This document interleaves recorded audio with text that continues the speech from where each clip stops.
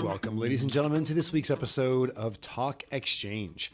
Today's guests are Paul Swenson and Bridget Hughes from the Colonial Flag Company.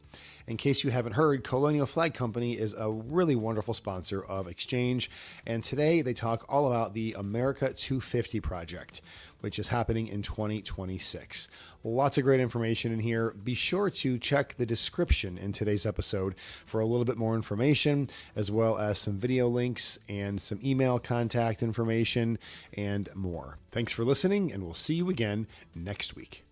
Welcome to Talk Exchange. I'm Tracy Edwards, CEO of the National Exchange Club. And I'm Christy Lindahl, Director of Communications. Hi, Christy. Hey, Tracy.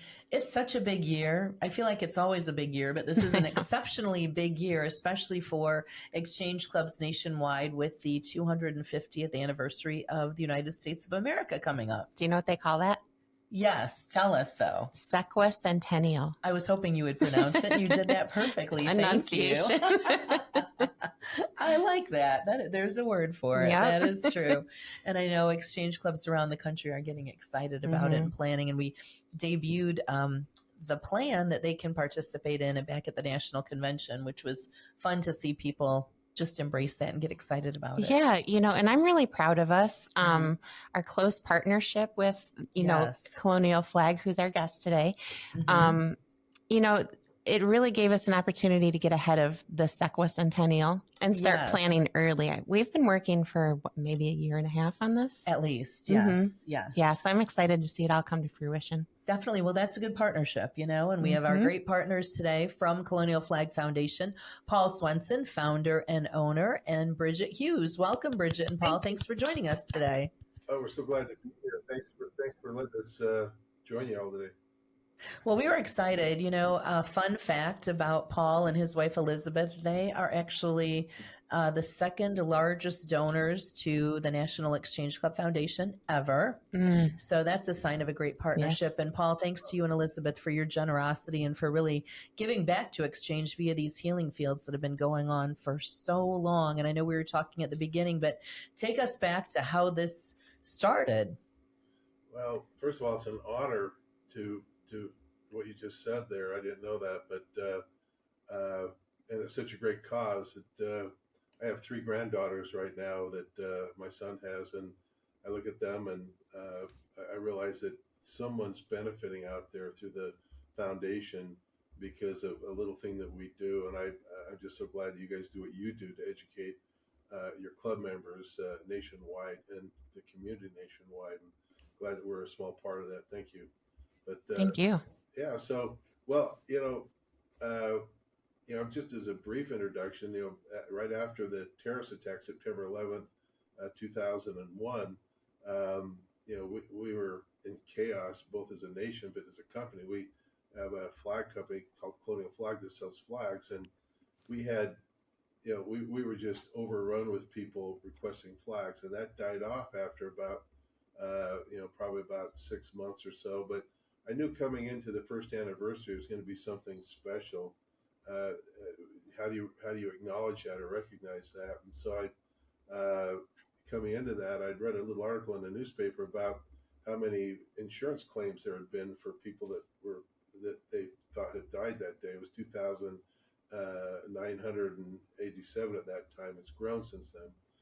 And I thought I have to show this somehow. So we rallied our business and our vendors and our community here, and we had 500 volunteers show up. We did the first time ever the field of flags in front of our Sandy City Hall here in Utah. By police estimates and safety department people, they had close to 250,000 people come through. It was to this date still the largest single draw in Sandy City, and it wasn't announced the day before, just people word of mouth. And so after that, we knew that we weren't going to sell them, but then we had people asking if they could buy the flags. And so we thought, what do? We need to, for the aesthetics and so that it stays meaningful, we chose a charity, which is actually referred to us by JetBlue, which was Orphan and Widows Firemen's Fund in New York City. Actually, we called them up and we said, we're going to sell flags at this event we're having, and we'd like you guys to be the recipient. Do you guys want that money? And said, heck yeah, we'll take that, and we could use it. And so that established the precedent for how we continued. So the next year we had 5 people wanting to know how to do it. The next year we had 33, and now we average about 100 a year. We've done well over 1,500 of these nationwide. But early on, our first really national partner was National Exchange Club. Our first national director, Lori Okeson, was club president here, and she also was excited to share this concept with National Exchange Club. And so we went to a convention, and then another convention. We went down to Dallas, and we put up the first ever child abuse prevention field right in front of Dallas City Hall at the convention down there. And it was very powerful. We had the people that were living on the streets, literally. We were worried about it at the start, but they kept an eye out on the for the flags. Nothing got stolen, nothing got burned. They actually kind of policed it for us, and it was an amazing experience. And so we've grown with an exchange, and now we have done them from coast to coast. I can't begin to list them all, and some of them have done it consecutive years. So we've had exchange clubs in Tempe, and then also in Prescott Valley that have done it every year since the second or third year we've done it. So they're kind of legacy fields, legacy clubs, and that. But it's been a wonderful relationship, and I've seen multiple presidents come and go, and directors such as yourself and staff. But I just appreciate you, Tracy, and you, Christy, for the job you're doing and for the love we felt. I think I can speak for Bridget as well, that when we went back to Louisville this year, I never felt so much love. I felt like good. everywhere I turned around, we saw, videos of healing fields and posters of healing fields. I felt like, we need to move out here. Live here all very encouraging. So, but that kind of led us to last year, and actually got a call from you, Tracy, and we set up a meeting with Christy, and we started talking, Bridget and a couple of our graphics people and marketing people, to come up with something for the America 250, which will be, kind of culminating next 4th of July. But there'll be things actually after the 4th of July 2026, and a lot of events leading up to it. And the National America 250 Committee has a lot of things planned, but you guys actually were wise and got a head start on that. It forced us to get a head start on it. So as an organization, we've actually benefited from your foresight, okay? Because now we see a lot of people jumping in with programs now, but the development of a complementary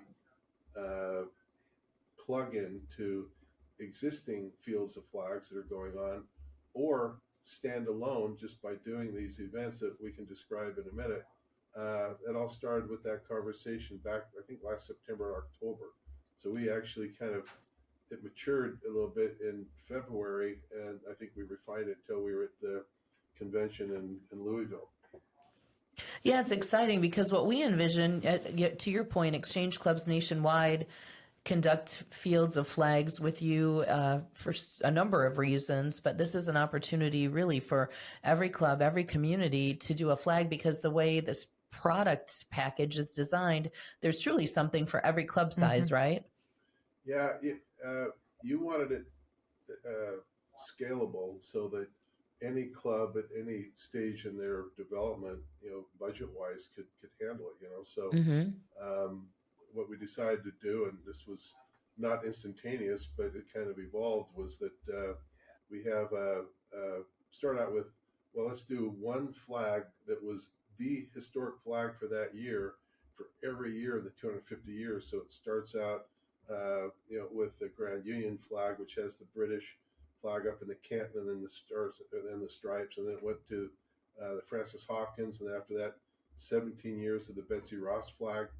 And then, so there's a total of 26 different iterations of the U.S. flag, depending on, how many years went without a new state being added. And so typically a new star or stars are added to the U.S. flag the 4th of July after they come into the country from the previous 4th of July. So that like in 1863, West Virginia came in during the year, so the 35-star flag was introduced just immediately, right at the time of the Battle of Gettysburg, actually. So that's how they proceeded. So then it's an interesting tidbit. Well, it's so cool because I'm thinking, gosh, I'm learning so much listening to you. And I thought this is also a great complementary educational piece when people come to view these fields, right? Yeah, I'm glad you said that, because a lot of what we do as a foundation nationally, and what you do is with your main program, child abuse prevention, is educating Yes. adults, educating community, educating caregivers, everything in schools and children.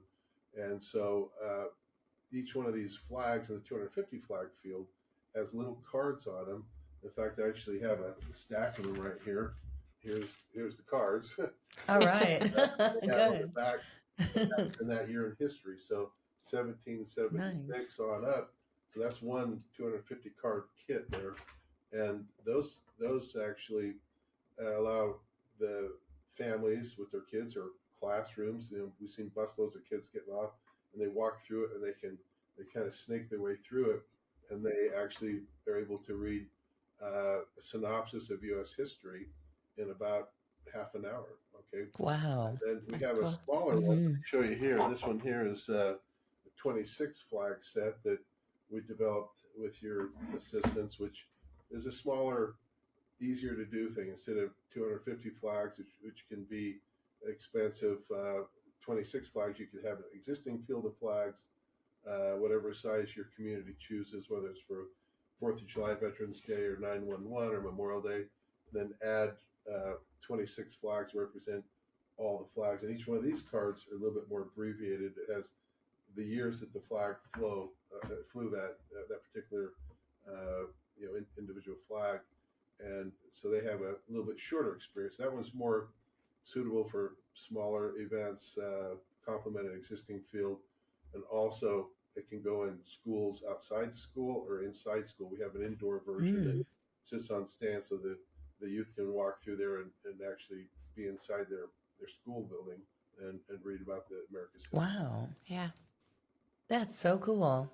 I love how this has come together. You've thought of every angle, so that's really interesting. Well, I think one part of it that was probably my favorite part. I had a friend who spent a great deal of time trying to clean up the Declaration. The original Declaration had been basically nearly destroyed when they tried to make copies of it, and so there were probably about 8 original copies of the Declaration still available, and mainly on vellum or parchment. And so I had him take from the copy, which was the most pristine, and meticulously go through and digitally clean up all the errant ink blots that dripped off, and was able to come up with a really legible version. So we were able to take that, as per your suggestion instructions, to create a large 4 foot wide by 6 foot tall Declaration of Independence that someone could actually come up and read it. Most of the time, you could read it in print, like Arial or Corey or whatever font you have, but it's very, very difficult to read the original Declaration, its original font and script, and you can read that, and that alone could go adjacent or in a field or in a school or classroom setting. And Bridget, I wouldn't mind, Bridget. What are some of the clubs we've already sent these off to? What feedback are you hearing? Oh yeah, I'm excited to hear. Well, it's really just starting to pick up now. People are, very focused on Veterans Day fields. So it's definitely Awesome. catching fire, and I expect that we're going to have some really beautiful fields out there. I think that the established fields, what I'm hearing and the feedback I've gotten so far, is that they love the idea of that 26 flag set to sort of augment and be the centerpiece.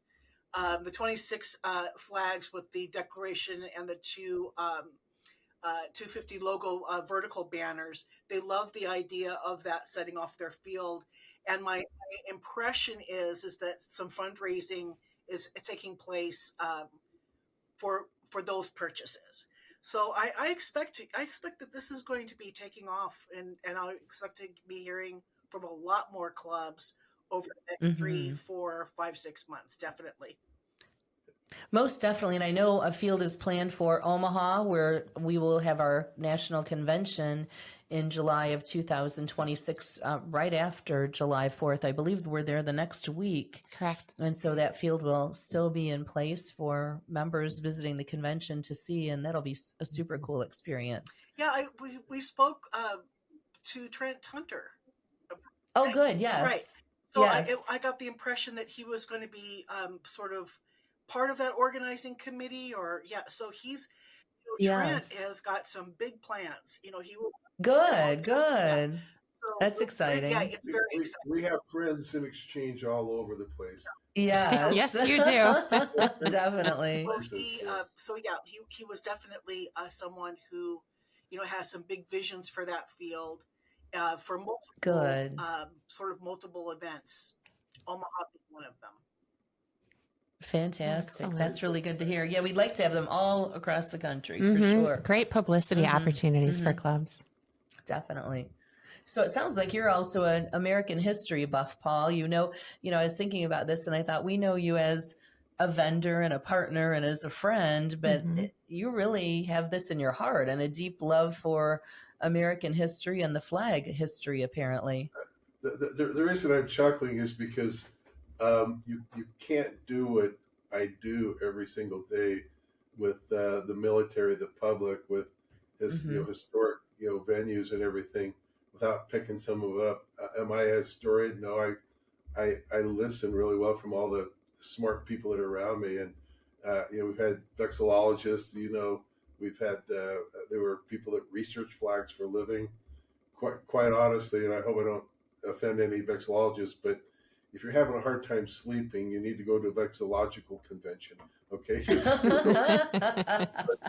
the level of detail I get to, but I love this country, and I love the symbolism, and I love that we're honoring the history of this country, not just the 330 million people living in it right now, but all the tens of millions and hundreds of millions of people that have made this what it is today, through good times and bad times, and through challenging times, and through everything we've been through as a country.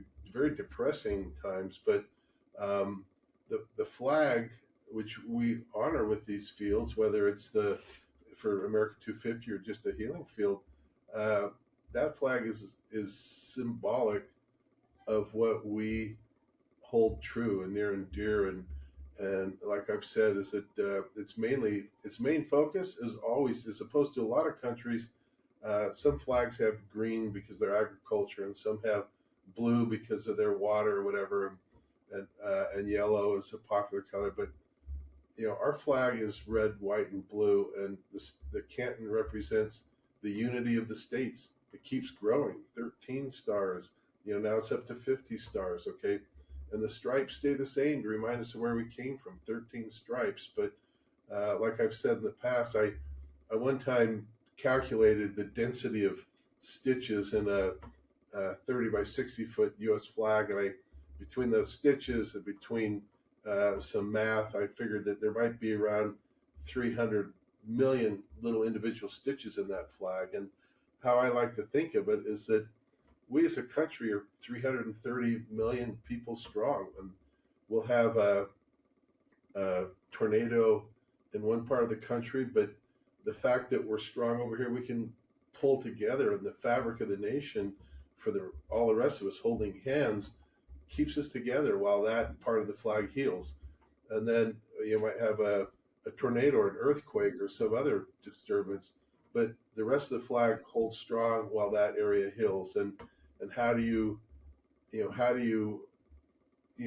what do you do to show that patriotism and the love of the country and the flag? Well, you try to be a better mom or dad. You try to be a better neighbor or citizen, or you join an exchange club and you get active in your community, or you help somebody open a door, or you go out and offer some help to someone who's struggling. There's a lot of ways to show your love and support of the flag, not just by saluting. And we salute it, but we also know that that's a call to action to do other things. Well, I love how you put that. A lot of people sell flags, but you love the flag, and it shows. And I think that's why our members feel so good about partnering with you, because it's so genuine and it's so necessary. And I know you and I have talked over the years and said, one of Exchange's programs is Americanism, and we always talk about being able to do more around that, and because of the partnership with you, we've been able to do that. So thank you for that. Bridget, did you want to add something as we wrap up? I just wanted to really say that the recurring theme that I hear from people all the time who have done these fields is the response from the community, how much these fields end up meaning to their communities, that it's a unifier. I spoke to someone who did the first field, a big field for first effort, and he spoke to how they all live in in an area where there's a lot of different townships, and that there really isn't a convention center or a gathering place, or that when they did this field, they were blown away. It brought all of those little communities together, and he felt like that area will be forever changed, and they cannot wait to do another field. So when I tell you that I hear this, it is a gift to the community. I mean, it's a fundraiser and all of those other things, but just to carry on to what Paul said, it means so much.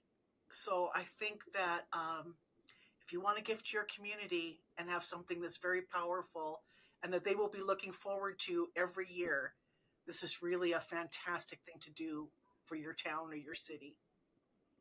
Most definitely. So speaking of that, I know we have splashed news of this everywhere. Yes. But how does somebody listening to this episode reach you to ask questions and decide that they want to proceed with doing a field?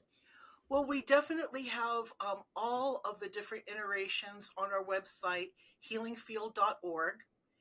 All of the items, the kits, the a la carte features, they're all there with the pricing. And my name and my email address, Bridget, BRIDGET @healingfield.org. And my telephone number is there. Please give me a call. I'd be thrilled to talk to you about the field, help you develop a bit of a budget based on what you think that your club can handle, maybe a couple of different scenarios, whatever I can do to help, I'd be glad to. So please, don't hesitate to reach out. Let me help you.